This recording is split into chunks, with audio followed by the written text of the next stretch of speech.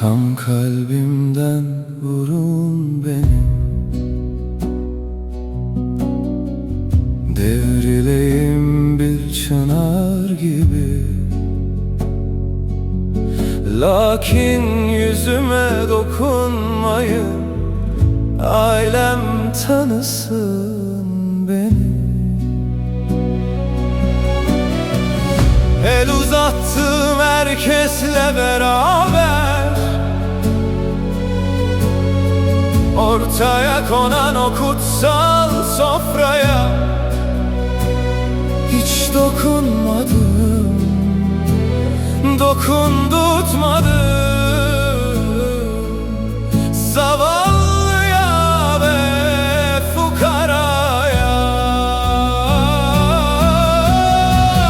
İşte şimdi her şey bitti, ey Allah'ım, bir yalan gibi.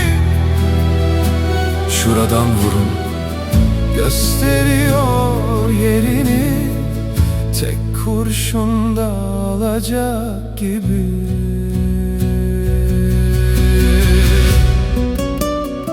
Gidiyorum arkama bakmadan, yüreğim pak, alnım ak benim. Ölüm dediğin nedir ki zaten, namusum sonsuz,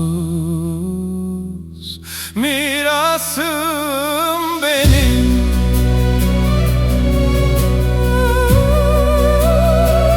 Bir çınar gibi yüzüme dokunmayın, ailem tanısın